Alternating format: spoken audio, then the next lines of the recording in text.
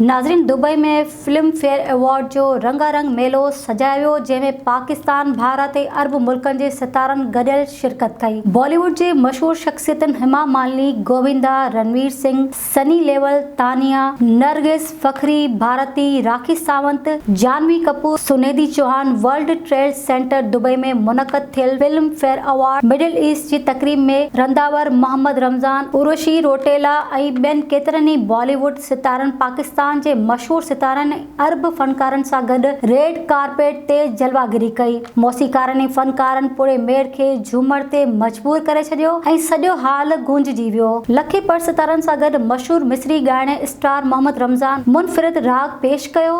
Melano पारां मुनक़द कयल film fair middle east जे हुजूम में रक़्स कयो। अचीवर्स नाइट में पाकिस्तान जे मशहूर अदाकारनि फहद मुस्तफ़ा, सजल अली, हुमायूं सईद ऐं ॿियनि शिरकत कई। Filmfare middle east achievers night मुस्तक़िल जे सरहद पार ऐं सक़ाफ़ती फिल्मुनि जे पैदावार लाइ उमीदूं वधाए छॾियूं आहिनि, जेके हॉलीवुड, बॉलीवुड ऐं पाकिस्तान ऐं अरब दुनिया जे अदाकारनि खे गॾु करे सघनि थियूं। राति जे सभ खां वॾो सरप्राइज़ बॉलीवुड जे मशहूर सुपरस्टार हेमा मालिनी खे पेश कयल लाइफ टाइम अचीवमेंट अवार्ड हो। इन खां अलावा गोविंदा खे 50 सालनि जी बहितरीन अदाकारी ऐं ॾहाके जे स्टार जो अवार्ड रणवीर सिंह खे ॾिनो वियो, जंहिं 2010 खां 2022 ताईं बॉलीवुड खे ब्लॉकबस्टर फिल्मूं ॾिनियूं। इहो पहिरियों भेरो आहे जो बॉलीवुड स्टार दुबई में पाकिस्तानी ऐं अरब मशहूर शख्सियतुनि सां गॾु रेड कार्पेट ते हलिया।